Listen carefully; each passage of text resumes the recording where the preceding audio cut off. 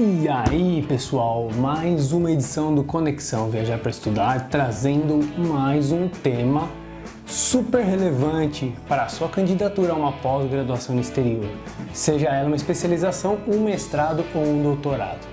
E na edição de hoje, a gente vai falar sobre currículo para pós no exterior.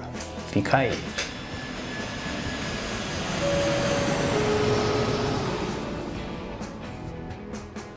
E se você ainda não está acompanhando a série dos vídeos da Conexão Viajar para Estudar, se inscreve aqui no canal, assista aos outros vídeos que estão aqui na lista e se tiver um card aqui em cima ou aqui em cima aparecendo, acho que é aqui. Errou!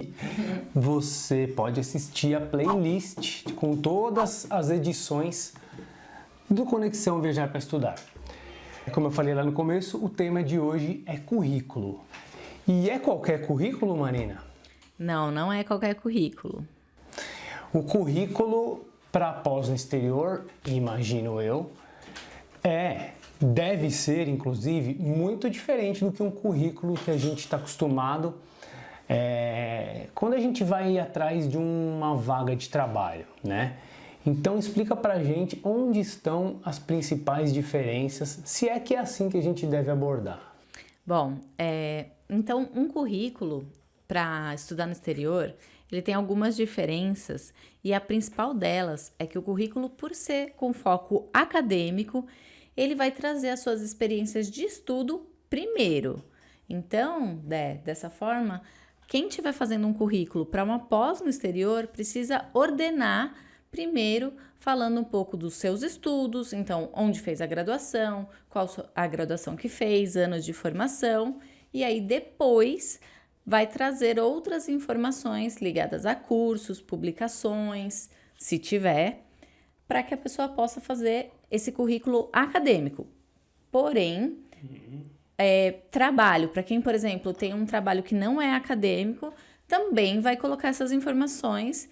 E vai ser, então, uma junção, principalmente para quem vai fazer um programa mais profissional. Então, a pessoa vai fazer um MBA, por exemplo, ela vai colocar lá também as informações dela de experiência de trabalho ao longo dos anos, tá? Basicamente assim, é um currículo que você mencionou aí, que eu consegui entender, captar, que dependendo da área que você vai, seja uma área mais acadêmica ou seja uma área mais aplicada, né? Uhum. Os currículos vão ter as suas diferenças, né? Porque quem vai para uma área acadêmica vai procurar explorar mais as questões do seu histórico propriamente acadêmico, né? Se ela teve lá suas pesquisas, etc. Exato. E quem vai seguir para uma área mais aplicada, vai dar o foco maior para suas experiências profissionais. Exato. Mas em ambos os casos podem constar um pouquinho de cada informação, certo? A informação mais importante num currículo acadêmico é se você tem o nível necessário para fazer uma pós-graduação. Então, por currículo acadêmico, eu estou falando do currículo que você usa para sua candidatura de pós no exterior. Né? Então, é necessário que a primeira informação que esteja lá seja a informação de que você tem o nível correto, ou seja, fale sobre o seu estudo anterior, sobre a sua graduação, se você é graduado, ou sobre o seu mestrado, eventualmente se você tem uma pós-graduação lato sensu aqui no Brasil, uma especialização, você vai colocar essa informação em primeiro lugar. Uhum. E depois você vai trazer as experiências ou trazer as outras informações do currículo de acordo com o tipo de programa que você vai se candidatar. Tá, então o currículo e o histórico escolar não são a mesma coisa. A gente já falou, a gente já citou em algum dos vídeos do Conexão alguma coisa sobre o histórico escolar. Certo. Se eu não me engano, se teve um capítulo específico sobre isso, mas a gente já falou bastante sobre isso. Mas não é a mesma coisa e as informações que vai em um e que vai em outro não se cruzam, certo? O currículo é um documento da sua trajetória, de tudo que você fez e que você considera relevante desde o dia que você entrou na sua primeira graduação. Existem 2 formatos principais. Existe o currículo, nos Estados Unidos, por exemplo, quando a seleção pede um currículo, vai ser um formato longo, onde você vai ter todas as suas informações. Pode ter até 5 páginas, não tem problema nenhum. Agora, existe também o formato resumê, que é um formato mais resumido. Tá, o nome já fala. Exato. E normalmente o resumê, essa é uma nomenclatura muito norte-americana, tá? Mas normalmente o resumê vai ser o que os europeus chamam de um CV de 1 página, de 2 páginas no máximo. Tá. E aí você vai detalhar ele bastante de acordo com a vaga. Por vaga, a gente vai entender a vaga da pós-graduação, né? Seja ela uma seleção para um programa ou para uma vaga específica de um doutorado, por exemplo. Mas vamos lá. Você falou aí de um tipo mais detalhado, né? Que é o currículo propriamente dito, né? E você falou do resumê. Vamos transportar isso para uma realidade. Se a pessoa vai se candidatar a um doutorado e, obviamente, provavelmente, ela já deve ter tido uma quantidade razoável de experiências acadêmicas, né? Ela vai dar um foco muito grande nessas experiências, obviamente, se ela teve uma atuação paralela com alguma profissão que tenha relação com o curso que ela vai fazer, que ela está pleiteando, ela vai colocar lá no currículo. Certo. Mas vamos supor que uma pessoa queira fazer o mesmo doutorado e ela ainda não teve as mesmas experiências que essa primeira pessoa que eu dei o exemplo. Certo. Como que fica esse currículo? Ela vai abordar quais experiências, sendo que ela não as teve, não pôde passar por elas? Tá, é uma ótima pergunta, né? Porque cada pessoa vai ter as suas experiências.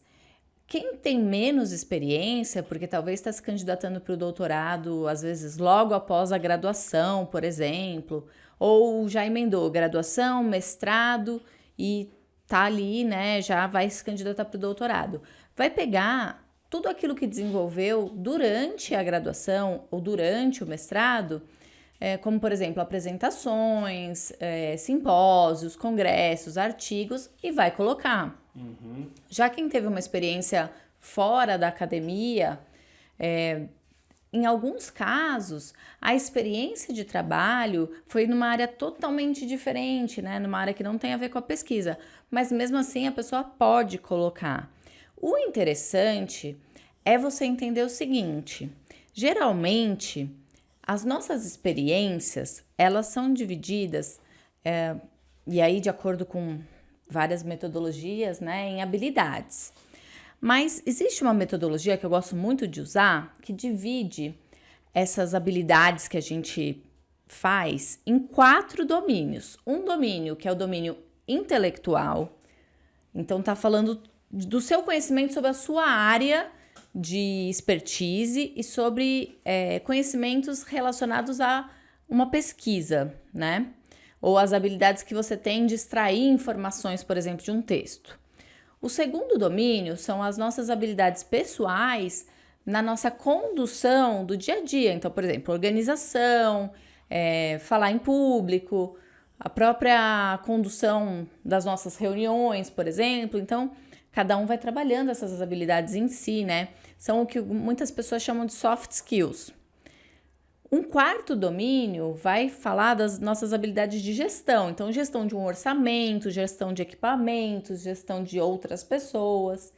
E, aliás, eu falei um quarto, né? Mas era um terceiro domínio, vai falar da gestão. E o quarto domínio vai falar da forma como a gente propaga as informações, exerce a nossa influência e aumenta o impacto do que a gente está querendo comunicar.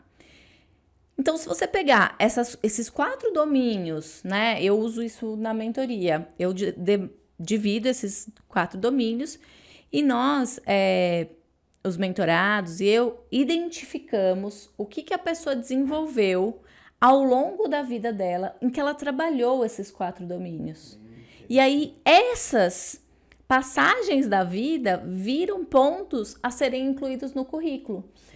Porque demonstram habilidades divididas em 4 domínios que são muito úteis para a vida acadêmica, para um mestrando ou um doutorando. E então é importante isso que você falou, porque dá para entender que existem, podemos dizer, até técnicas para montar esse currículo de uma forma que não fique simplesmente a gente fazendo um checklist na nossa cabeça das coisas que a gente já fez e colocando um monte de tópicos lá no currículo, sendo que necessariamente talvez metade menos daquelas experiências são experiências que são interessantes de serem abordadas, certo? Porque às vezes, só fazendo um checklist, eu fiz isso, fiz aquilo outro, você pode estar pesando o seu currículo para ter muita repetição de algumas habilidades, mas de repente você não está mostrando outras habilidades. E é super importante que a cada candidatura, cada pessoa possa ler nas entrelinhas ali do que está sendo pedido, de qual é o perfil do candidato e entender o que a universidade precisa daquele candidato, o que ela espera daqueles formandos e o quão preparado ou preparada você tá para poder frequentar essa universidade, né? O alinhamento que a pessoa tem. Interessante. Então, assim, o currículo, vou trazer vou resgatar aqui uma ideia de uma outra edição do Conexão e também de outros conteúdos que já estão nas redes sociais do Viajar para Estudar, onde você fala com bastante insistência que a carta de motivação ela não é um lugar para você ficar explorando em detalhes as suas experiências acadêmicas, profissionais, sejam quais forem, e que o lugar para explorar essas passagens aí, essas experiências seriam no currículo. Certo. Como que o candidato então ele pode colocar isso de uma forma relevante, né, que ele consiga transmitir a ideia que ele quer passar, de uma forma que também não fique tão extenso, enfim, que fique num formato de um currículo mesmo? É treino, né? É tentativa e erro de colocar as informações em ordem e ter uma leitura crítica sobre o que a pessoa está colocando lá, justamente avaliando, né, vaga versus as experiências que estão sendo colocadas. O currículo ele é bastante trabalhoso porque é importante você customizar o seu currículo para a vaga. E para a vaga, eu estou dizendo, né, para aquela vaga no curso de mestrado ou no doutorado. E essa é uma dica que... Ou especialização, não importa. Desculpa. Essa é uma dica que a gente até escuta, uma dica muito parecida com pessoas que dão orientações para quem quer montar currículo para o mercado de trabalho, né? Sim.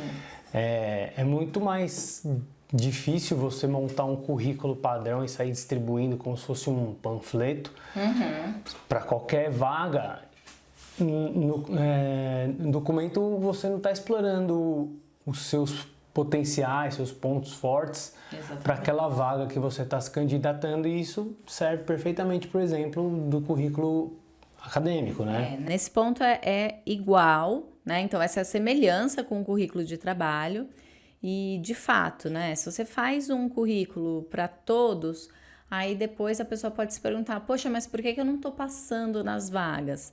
Possivelmente porque ela não está sabendo justamente customizar a linguagem para explicar que ela é apta a fazer aquilo que é pedido. Tá. E assim, o currículo ele permite, então, agora voltando aqui exclusivamente para o nosso assunto, que é o currículo acadêmico, ele tem espaço para você, tirando o resumê lá que eu entendi que tem que ser uma coisa mais enxuta, né? Certo. O currículo mesmo, aquele no qual você pode explorar um pouco mais.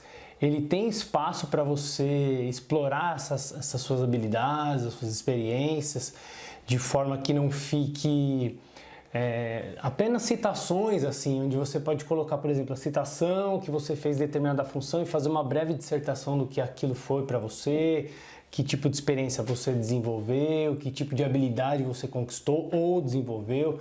Ele permite essa dissertação desses pontos? Olha, é importante a gente entender que o currículo, né, ele pode ter alguns formatos diferentes. Então, você pode fazer, por exemplo, um currículo por competências. E aí, você foca em falar como você desenvolveu algumas competências. Você pode fazer um currículo cronológico, que você vai falando na ordem que cada atividade aconteceu. Como você pode também fazer um currículo que foca mais na sua vida acadêmica, literária, né, no que você desenvolveu de publicação, por exemplo. E cada um vai escolher aquele que melhor conta a sua experiência. Então, esse já é um passo. Além disso, é muito importante, preciso frisar, que currículo para o exterior não é currículo Lattes. Currículo Lattes é um sistema brasileiro que cada um faz quando pesquisa a primeira vez, que pode ser normalmente na iniciação científica. Mas esse formato, né, o sistema, a plataforma, ela não é usada em nenhum outro país. Então, precisa realmente entender qual é o melhor modelo de currículo para suas experiências, para você poder organizar as informações e poder enviar para a universidade. Beleza. Então, assim, eu acho que tem vários detalhes aí, vários conceitos que você já explicou. Eu acho legal a gente não vai dar nenhum tipo de currículo nem modelo, porque a gente não quer, de certa forma, influenciar a pessoa para que a pessoa faça no modelo que a gente dá ou tal. Não existe isso. Até se você mesmo procurar baixar modelos na internet, você vai encontrar.